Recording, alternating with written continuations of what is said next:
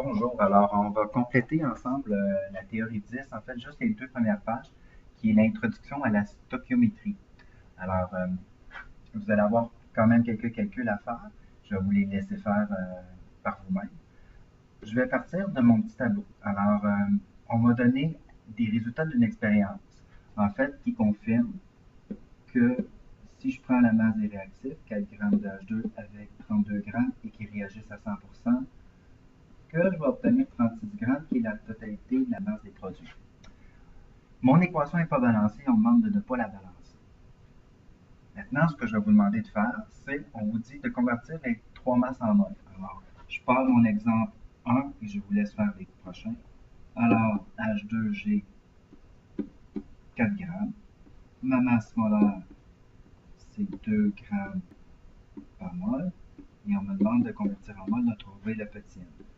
N égale petit m sur grand M égale à 4 grammes sur 2 grammes par mol, ce qui me donne 2 moles.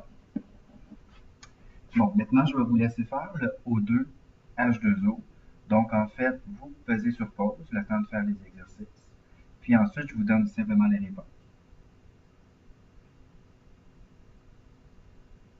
Alors, normalement, vous devriez avoir trouvé une mole pour le O2 et vous devriez avoir trouvé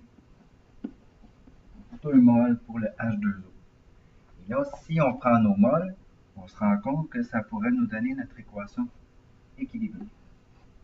Donc, on est parti de la loi de la conservation de la matière, que la masse des réactifs égale la masse des produits, puis on se rend compte que quand on se met en mol, ça nous donne un rapport de mol qui donne le rapport de l'équation équilibrée.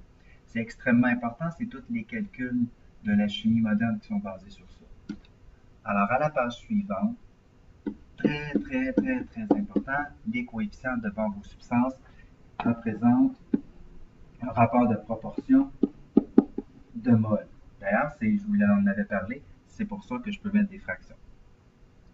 Alors, en chimie, la stoichiométrie, on va souvent dire stoichio, du grec ancien, je vais vous laisser lire par vous-même, est le calcul des relations quantitatives entre les quantités des réactifs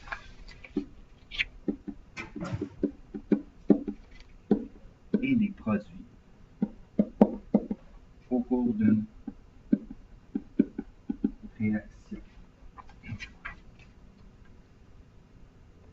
Alors, pour résoudre un problème de stoichiométrie, première étape, il faut balancer l'équation, ça ne l'est pas. Alors, je vais avec la composition du butane. Je commence avec la substance la plus compliquée. Je mets coefficient 1, 1 fois 4, 4 carbone, 4 divisé par 1, 4 carbone pour le CO2. Pour le H, 1 fois 10, 10 H, divisé par 2, 5. Pour mes oxygènes, dans CO2, j'ai 4 fois 2, j'ai 8 oxygènes. Pour 5 H2O, j'ai 5 fois 1, 5 oxygènes. Alors, j'ai donc un total de 8 plus 5, 13 oxygènes.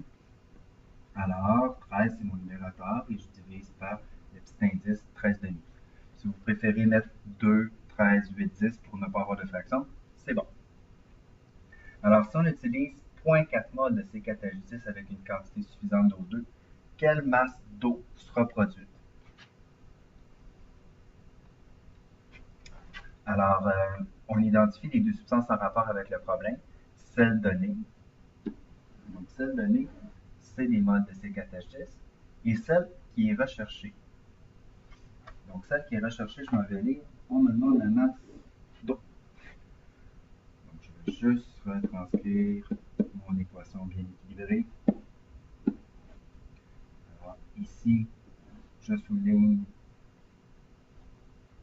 les deux substances qui m'intéressent, donc O2 et CO2, aucun intérêt de les utiliser pour le problème. Et là, je dois faire une proportion de mol. Donc, ce que je dois respecter, c'est que si je prends une mol de C4H10, je dois avoir absolument 5 moles. Donc, je vais en avoir toujours 5 fois plus, mais en mol, ce n'est pas vrai en grammes. J'ai 0,4 mol de C4H10, alors je veux trouver combien de moles de H2O. Je vais l'écrire de deux façons, ce calcul-là, bien qu'il y ait un calcul que je préfère. Donc, le premier calcul que je préfère, il ressemble beaucoup à la transformation d'unité. Donc, en fait, mon but, c'est de trouver le point d'interrogation. Je pars avec les moles que j'ai. J'ai 4 moles de C4H10. Je mets fois. Je ne veux pas avoir des moles de C4H10. Je le mets en bas parce que je veux l'annuler comme ça. En haut, je vais aller mettre les modes de celui que je recherche, qui sont les modes H2O. Donc, c'est comme si je faisais les conversions d'unités comme kilogramme, je le mettrais en bas pour l'annuler, je mettrais gramme en haut.